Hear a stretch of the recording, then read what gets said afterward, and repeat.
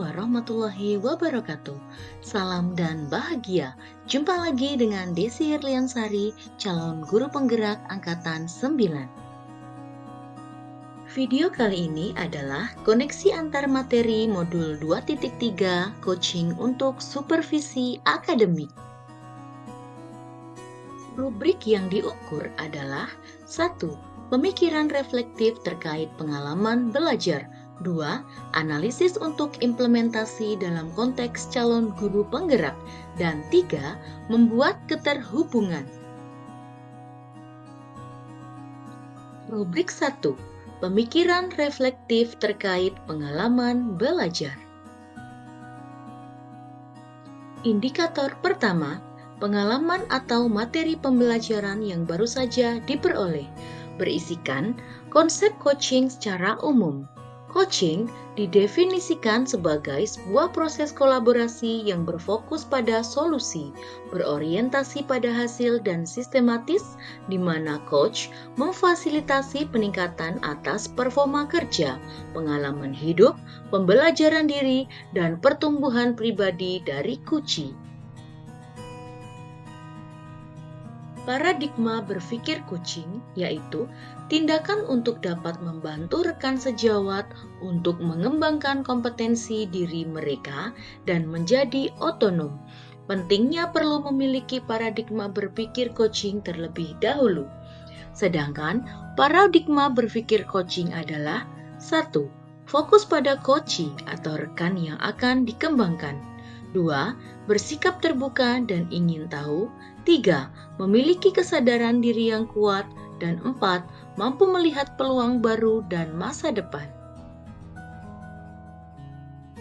Terdapat 3 prinsip coaching, yaitu kemitraan, proses kreatif, dan memaksimalkan potensi.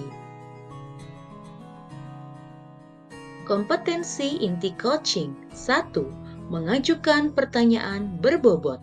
2.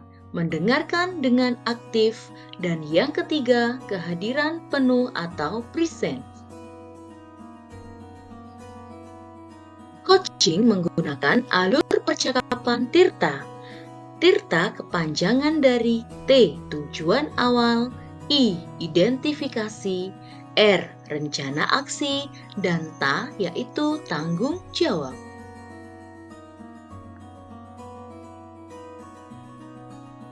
Supervisi akademik dengan paradigma berpikir coaching.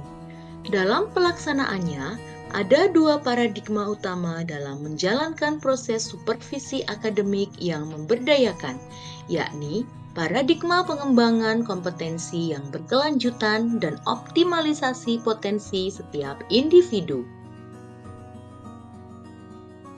Indikator kedua, emosi-emosi yang dirasakan terkait pengalaman belajar. Emosi yang dirasakan adalah termotivasi untuk lebih giat belajar, mendapatkan pemahaman yang lebih baik tentang coaching untuk supervisi akademik. Saya juga senang melakukan praktek coaching, melakukan hal baru, baik sebagai coach maupun coachee, memperoleh pengalaman untuk mendengarkan, didengarkan, dan berusaha mendapatkan solusi dari praktek coaching ini. Indikator ketiga, apa yang sudah baik berkaitan dengan keterlibatan dirinya dalam proses belajar. Yang sudah baik terkait dengan keterlibatan dalam proses belajar adalah mampu belajar secara mandiri melalui alur merdeka, serta dapat berkolaborasi dalam ruang kolaborasi dan elaborasi yang dilaksanakan.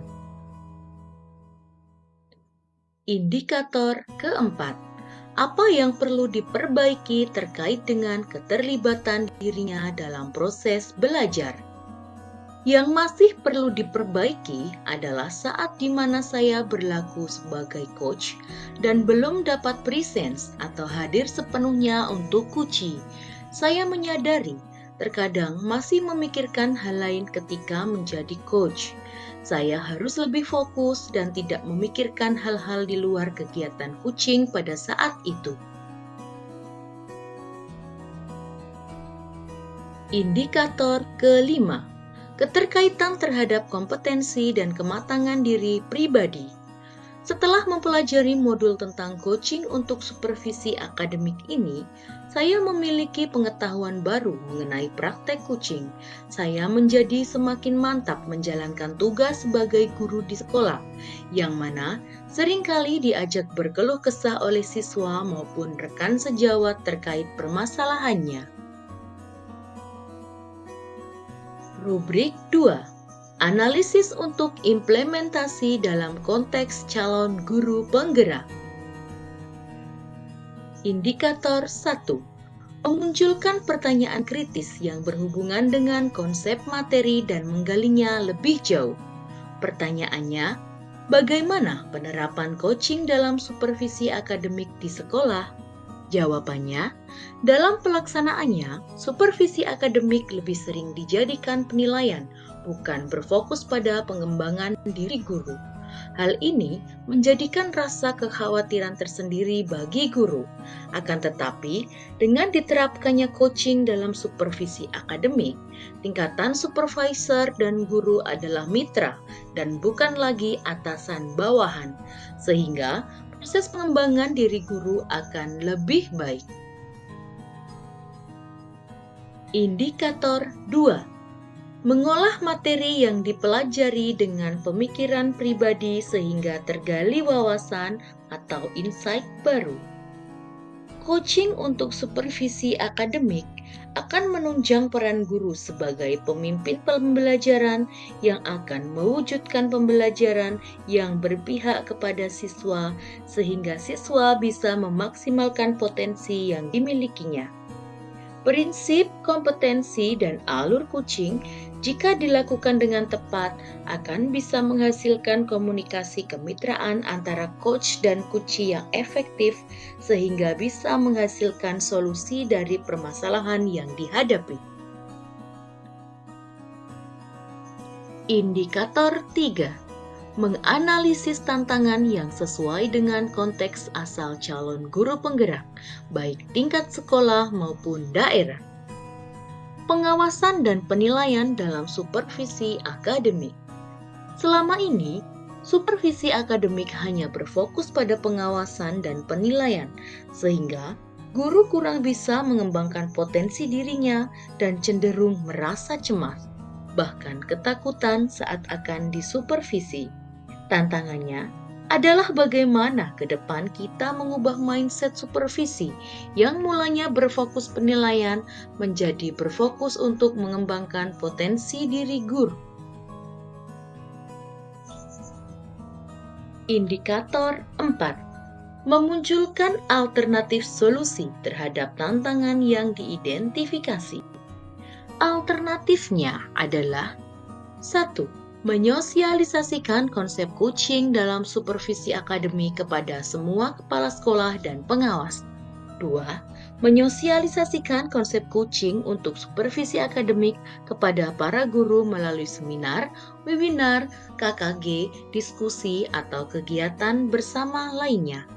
3. Menyosialisasikan konsep coaching untuk supervisi akademik dengan berbagai media seperti poster, artikel, video, modul, dan lain-lain agar mudah diakses oleh para praktisi pendidikan.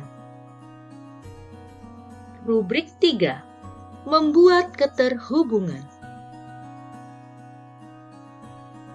Indikator 1. Pengalaman masa lalu. Saya pernah mendengar kata coaching, namun pada saat itu saya berlaku sebagai atlet pencaksilat. Yang saya tahu, coaching klinik itu adalah latihan bersama dibimbing oleh pelatih profesional. Pengalaman saya dalam mengikuti supervisi akademik juga hanya sebatas untuk penilaian kinerja guru tanpa adanya pengembangan kompetensi. Tidak ada penerapan prinsip coaching di dalamnya. Supervisi akademik juga dilakukan satu tahap, yakni observasi tanpa adanya kegiatan pra dan pasca supervisi. Indikator 2. Penerapan di masa mendatang. Sebagai calon pemimpin pembelajaran, saya akan menerapkan kompetensi kucing secara penuh agar dapat melaksanakan kucing dengan baik.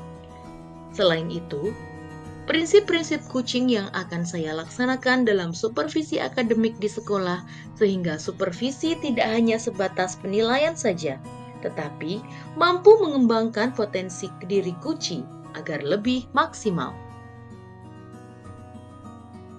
Indikator 3. Konsep atau praktik baik yang dilakukan dari modul lain yang telah dipelajari. Dari modul 2.1. Di modul ini, saya belajar tentang pembelajaran berdiferensiasi yang mengakomodasi kebutuhan belajar siswa. Tujuannya adalah siswa dapat mengembangkan potensi dirinya.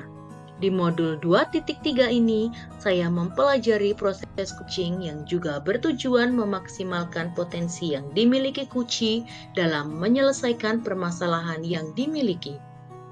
Modul 2.2, saya mempelajari pembelajaran berbasis sosial dan emosional.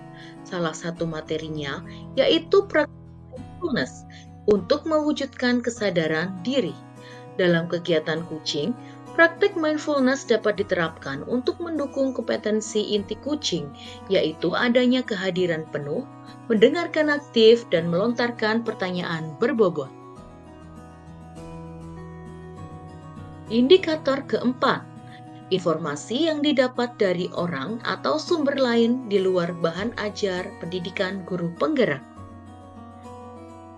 Oleh Agung Trijatmiko, SPD, Kepala SDN 1 Plunjaran Wadas Lintang Wonosobo, dengan judul Meningkatkan Kompetensi Guru dengan Coaching Supervisi Akademik.